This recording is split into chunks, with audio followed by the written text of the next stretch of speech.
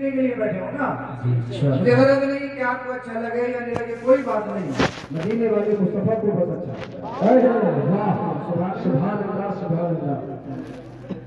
पता नहीं आवाज भी कैसी कैसी आने लगी है, साउंड में कहीं और से आ रही है, दिमाग में जा रही है, कान में जा रही है, पता नहीं आप तक कैसे जा रही है। ये है इसमें आपकी बात, आप कोशिश करें, साउंड अच्छा है आपका, बहुत बेहतरीन, बहुत अच्छा। आवाज जो आ रही है इसको पकड़ने की कोशिश करें कहाँ से। ये गुनगुनाहट खत्म है। अर्थिंग अचानक क्या हुआ, कहीं अर्थिंग उर्थिंग है तो भी है, आप इसको देख सही करिए। अच्छा आवाज तेज तो नहीं हो रही, बिल्कुल फ्रेश। मैं समझा माओ खाली साहब ये जाने का इशारा, आप जा नहीं, आपके बाद ही जाएंगे। मौलाना शाहिद साहब से तशरीफ रखिए, कोई पता नहीं, पहले भी जा सकते हो, आपके बाद ही। माओ खालिद साहब और ये दीगर आबाद बस्ती के हैं, इनकी इज्जत कीजिएगा, इनको अल्लाह पाक सलामत रखे, ये पढ़ लिख के बेहतरीन अच्छे आलिम दीन बने जो कौम मिल्लत की सही तरीके से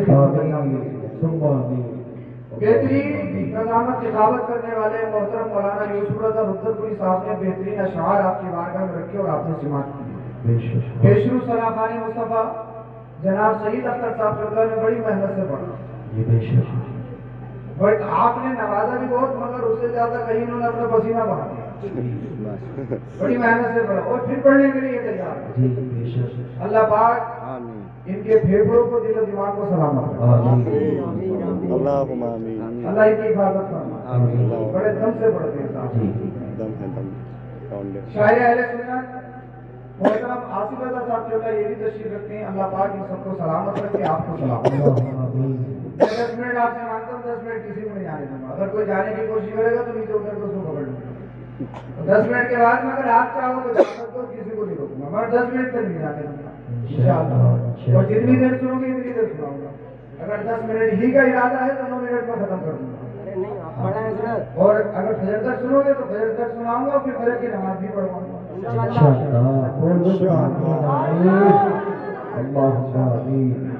इंतहाई अकीदत मोहब्बत ईमान डराना अंदाज में दरूद शरीफ का नजराना पेश करने पड़ेगा।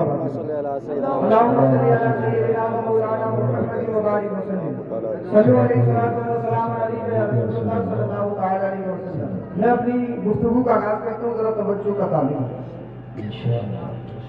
अल्लाह पाक ने कुरान करीम में इरशाद फरमाया, लक़द मन्नल्लाहु अलल मुमिनीना इज़ बअसा फ़ीहिम रसूला। जश्न ईद मिलाद नबी के ताल्लुक से ये आपका बेहतरीन जलसा है और दिल बाग हुआ, इस वक्त में भी आप वादे के मुताबिक बैठे हैं। अल्लाह पाक फरमाता है कि अल्लाह का एहसान है मोमिनों पर कि उनमें अपने रसूल भेजा। जैसे अल्लाह के बेशुमार एहसान है, वही तो नेमत अगर अल्लाह की नेमतों को काउंट करना चाहो, गिनना चाहो तो गिन भी नहीं सकते, अनगिनत है। अल्लाह ने मोमिनों पर एहसान फरमाया कि उनमें अपने रसूल को भेजा, अपने रफीक, अपने हबीब को भेजा, अपने महबूब को भेजा। तवज्जो चाहूंगा, अल्लाह का एहसान। एक बात याद रखें, मैंने अपने माँ बाप के वसीले से दुनिया को देखा, मेरे माँ बाप का मुझ पर एहसान। आपने अपने माँ बाप के वसीले से दुनिया को देखा, आपके माँ बाप का आप पर एहसान। मानो ना मानो ये अलग बात, मगर हर एक पर उसके माँ बाप का एहसान। और इतना अजीम एहसान, इतना अजीम एहसान, अगर पूरी जिंदगी उनकी खिदमत करते रहो और उनको कांधों पे बिठाकर अगर हज भी करवाते रहो, तब भी माँ बाप के हक को अदा नहीं कर पाओगे। आपने सुना होगा मर्तबा माँ का ज्यादा, इसलिए कि माँ के काम भी ज्यादा, बाप का मर्तबा माँ से कम। मगर ये भी नहीं है कि बिल्कुल नहीं, मर्तबा माँ का ज्यादा, मगर ऐसा भी नहीं कि बाप का बिल्कुल नहीं।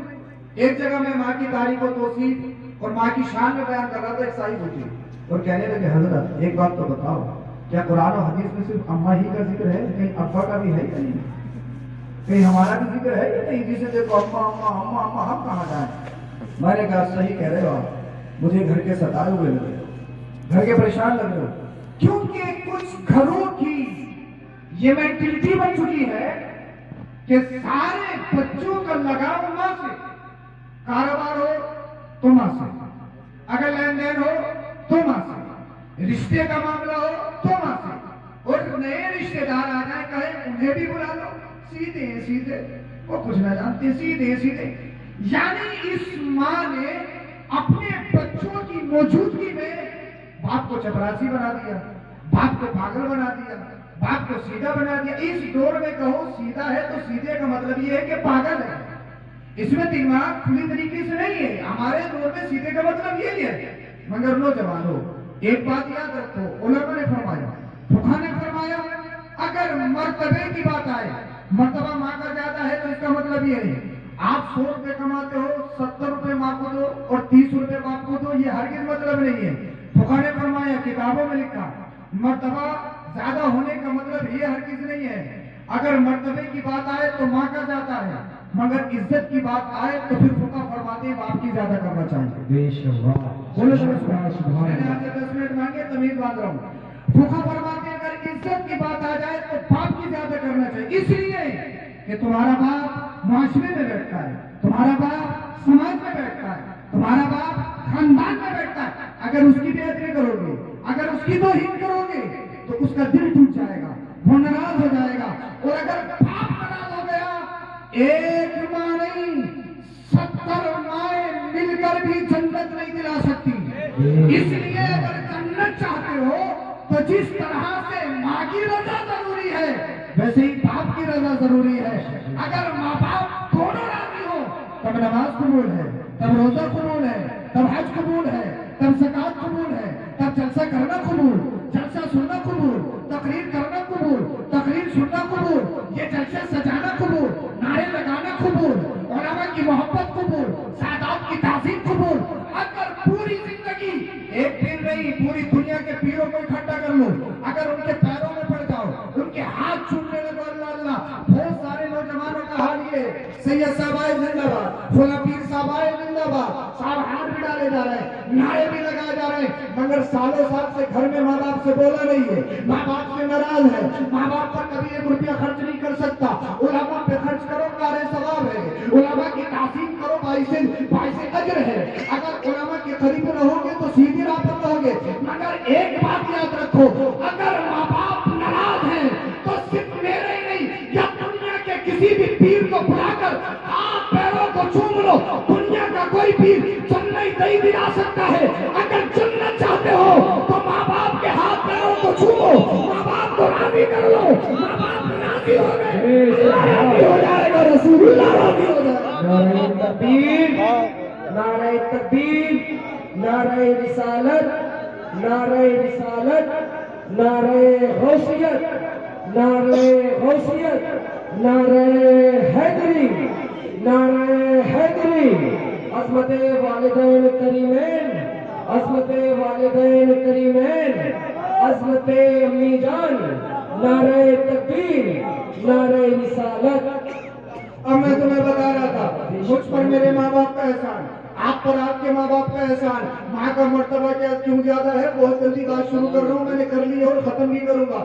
اس لیے ماں کے 2 کام ہوتے ہیں، باپ کا 1 کام ہوتا ہے. ماں کے 2 کام کیا؟ سب سے بڑا کام، سب سے ہارڈ ورک، بچے کو جنم دینا، بچے کی ولادت کرنا، بچے کو جنم دینا. بچے کو جنم دینا اتنا خطرناک موڑ ہے. ماں موت اور زندگی کے درمیان کھیلتی ہے. بہت ساری مائیں بچوں کی ولادت میں، بچوں کے جنم میں اس دنیا کو الوداع کہہ دیتی ہیں. اللہ اللہ بچوں کو طاقت مبارکت دے دیتی ہیں. اور اسی لیے انہیں دین میں فقہا فرماتے ہیں اگر بچے کی ولادت میں ماں کا انتقال ہوتا ہے تو وہ شہیدہ حکمی کہلاتی ہے، یعنی وہ شہید کے درجے میں ہے. اللہ اللہ. تو ماں کا ایک بڑا کام، سب سے بڑا کام بچے کو جنم دینا، بچے کی ولادت کرنا، اور دوسرا کام ہوتا ہے بچے کی پرورش کرنا، اس کی تربیت کرنا.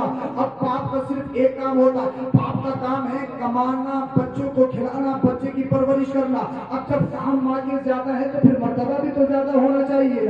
ماں کے 2 کام، باپ کا 1 کام. مجھ پر میرے ماں باپ کا احسان، آپ پر آپ کے ماں باپ کا احسان. مانو نہ مانو مگر دنیا میں ایک ذات ایسی ہے، دنیا میں ایک ایسی ہستی ہے، اللہ اللہ ساری کائنات پر اس کا احسان ہے، مگر اس پر کسی کا احسان نہیں. وہ ہستی کون ہے؟ وہ ذات کون ہے؟ اللہ اللہ. وہ ذات آپ کے اور میرے نبی کی جس کے میلاد میں تم آئے ہو، وہ مدینے والے مصطفیٰ ہیں.